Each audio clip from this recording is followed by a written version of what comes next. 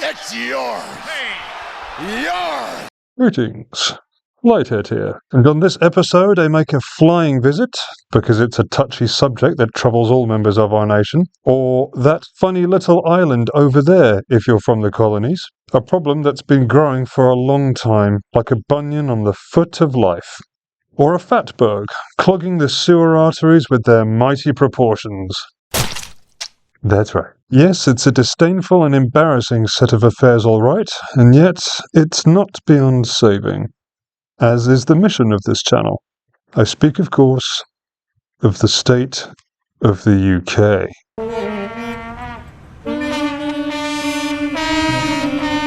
And what a state it is. An absolutely hated Prime Minister, riots, racism, Rishi Sunak still trying to appear relevant. It's no surprise the UK has appeared to others to be a mere joke nation for the longest time. And it appears to be coming to a head now.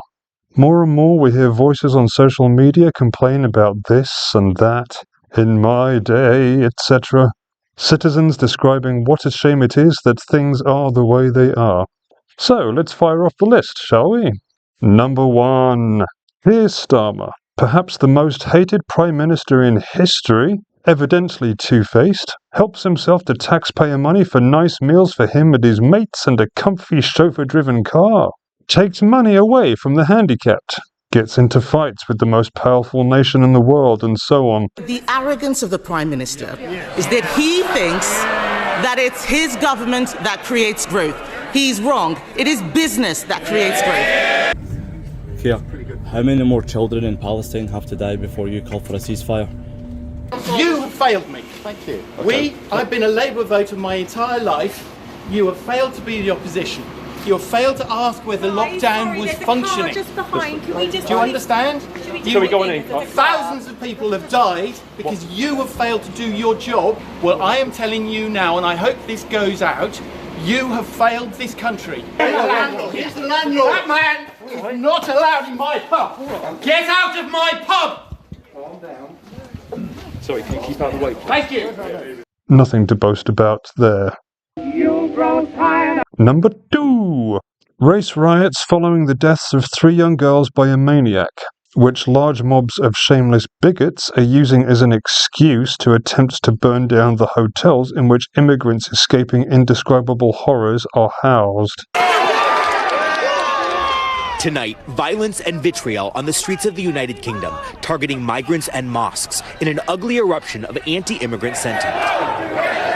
For more than a week, riots breaking out in city after city, cars torched in northeast England, fires raging in Belfast in Northern Ireland. This hotel, used to house asylum seekers, set ablaze. Muslim people, we're not terrorists. That's how I feel like. I feel like we're being threatened. It's not safe. Number 3. Brexit, the similarly racially motivated and cretinous move that imbeciles believed was supposed to free us from the European Union, but actually just left us even more hated than before and facing huge financial burdens, and now we can't play with the EU's toys anymore. I mean, it's quite clear the economy's taken a hit. Most economists say it's about 4-5% GDP, so something like 40 billion a year. And so this has really had a quite significant effect on our economy. You see government having to make cuts, having to raise taxes. Number 4. The apparent final days of the NHS, as what is essentially its head is being chopped off. And we wait around to see if the remaining pieces can continue to flop about, or if it truly kicks the bucket this time. And all this while, innocent people pass away in hospital hallways waiting for treatment that never comes, because UK nurses and doctors have left in droves thanks to there not being enough staff to keep things going. Smart move there, guys. Well done. We're going to cut bureaucracy across the state, focus government on the priorities of working people, shift money to the front line. So I'm bringing management of the NHS back into democratic control by abolishing the arm's-length body NHS England. That will put the NHS back at the heart of government where it belongs. Number 5. Is alive. A huge number of lazy scumbags committing benefit fraud and ruining things for those genuinely in need of money, which is basically capsizing the whole effort. Billions of your money is now going abroad. Tens of millions. Yeah. It hijacked 6,000 identities to make claims for universal credit using the names of children living in Bulgaria as part of a 5-year scam. They set up 3 benefit factories across London, churning out bogus tenancy agreements, counterfeit payslips, and forged letters from landlords, employees, and GPs. And other issues, such as this one stated previously. A no longer relevant posh-head weirdo who never learned how to speak to other human beings, probably because he's rather far removed from being one himself. I'm a coke addict, total coke addict. Scan now for me. Hello. Who are aristocrats, I have friends who are upper class, I have friends who are, working class, but I'm not working class as well. Do you think people are stupid? No, I think people will see that. You think people aren't going to see through this? You weren't even looking at how much it costs to fill up your car. I'm an enormous Coca-Cola fan. Coke, yes, I won't drink no Diet Coke, no Coke Zero, never any Pepsi. It strikes me that you're not somebody who often looks at filling up their car. And I think it will make a difference to people. I mean, Look, both Will Smith and me having our wives attacked, but at least I didn't get up and slap anybody, which is good. Did you feel like it? What's your favourite It's loaf? a Hovis. It's a kind of seeded thing. We have a whole range of different. We all have different breads in my house. We're asking people in the UK to give their homes up to Ukrainian refugees, whereas it appears your family potentially could be benefiting from Putin's regime.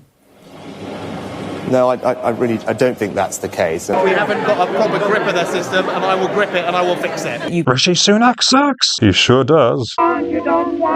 Incidentally, all these issues are just the latest ones. We still have all the existing ones to deal with on top. How absolutely peachy. And why did things ever become this bad in the first place? Why has racism and theft and general scummery been allowed to prosper while decent values like honour, respect and honesty have been left to die? To blame all this on mere politics alone would be false. The truth of the matter is we all have a responsibility to act right and to pass these lessons on to the next generation, and yet most clearly haven't, or we wouldn't have racists attempting to immolate immigrants. Politicians are generally known for being liars and thieves who spit on the title of public servant, not because politics is somehow inherently corrupt, but because they weren't taught to be decent. Parliament isn't the problem. It's just one of the many symptoms, because it's people who run it, and many of those people are evidently corrupt. Oh, the corrupt! No, somewhere along the way, it's the parents who failed, isn't it? It's really very obvious. If the older generations had taught their offspring to do so, then people would protect and propagate good values. But many of them clearly haven't. If the Prime Minister and his sycophantic aides were raised to be decent, if the race rioters were raised to be decent, if benefit fraudsters were raised to be decent, then we wouldn't have any such problems to begin with. If more of the older generations had been vigilant, then the only problems we'd have to deal with now would be things beyond our control, such as the environment and disease. But now, people like Tommy Robinson are free to march in openly racist protest. The disabled are legally having their money taken from them. The insane are able to wander the streets.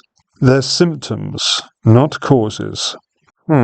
It's like my fellow masked crusader of justice said. There is something terribly wrong with this country, isn't there? And fictional character though he may be, he wasn't wrong, was he? So if you care to see this nation continue and not plough headfirst into the ground as it's currently doing, then we need to ensure the next generation understand the values we've lost. Respect, empathy, honesty, strength of character, and how to manage power. With great power comes great responsibility. That's right, Uncle B. Ultimately, we are all responsible for our actions, and even if those who raised you failed to instill in you basic lessons such as don't steal, don't be a bigot, etc., then you still have the opportunity to learn these lessons because life just feels better that way. Like Joey the Man Swole would state, You need to do better. teach me hardcore values, Joey. Wouldn't it be nice to live in a country where people with anything other than white skin can walk around feeling safe? Where kids can play without fear of nutcases, and MPs aren't scumbags? It sure would. So maybe we can learn to live together on this tiny, rickety rock sitting alone in the unforgiving North Atlantic, instead of constantly attempting to shove our fellow man into the sea. And if you're the sort that continues to want to do that to people regardless, then perhaps prison would be a better fit for you. Like and subscribe.